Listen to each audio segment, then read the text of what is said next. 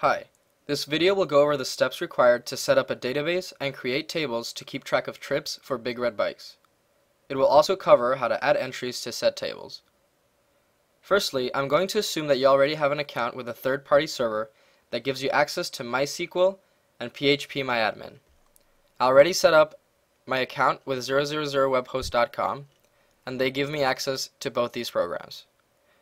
When you click on MySQL, it allows you to create a new database and create a new user with a given password that will have access to alter the contents of the tables in said database. Once you create those, as you can see, I already created a database, a user, and it tells me where it is hosted. Once you create those, you want to go back to PHPMyAdmin and click on the database you just created. Once you're there, it allows you to either run queries or manually input values to a new table. I can name the new table whatever I want and give it however many fields I want.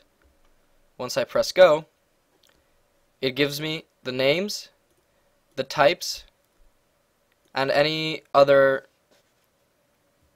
attributes that you want to add. I've already created a table called trips for this video.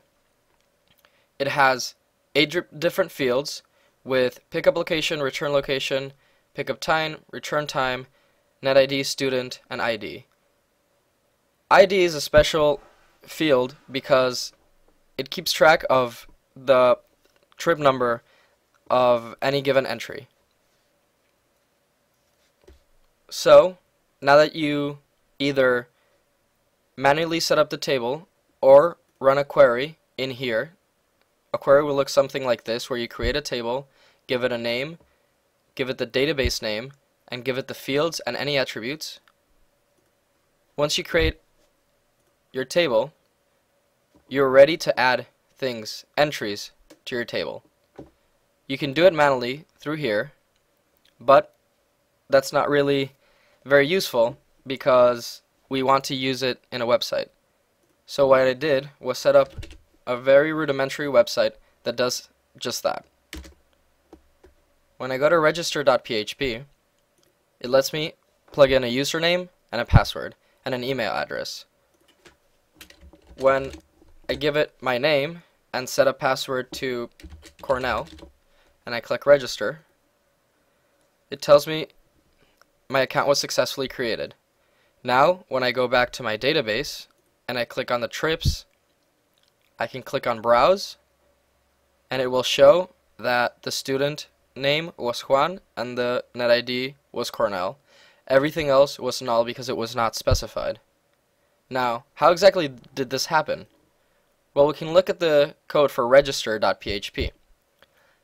I first included base.php, which essentially runs the code inside base.php.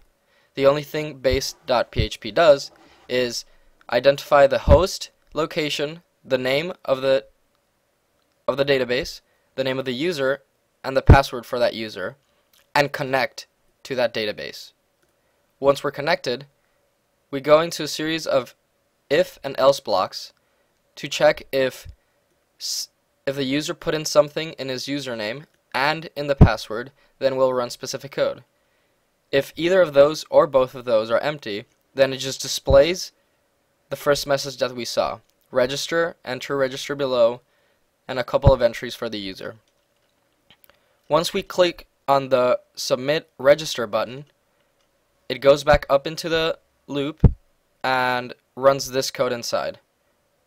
It grabs whatever the user inputted under the name, it grabs whatever the user inputted under the password, and that is essentially all I used. Then I check the username, where I check from trips where student equals username. If it's already taken, then I don't let them create another one. Else it's not taken. We run this SQL query to insert into trips the student ID with a value's username and password. And that's all that has to happen to add a new entry.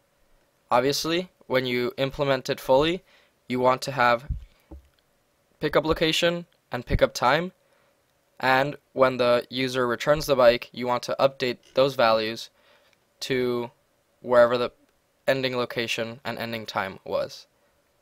I hope this was helpful, and thanks for watching.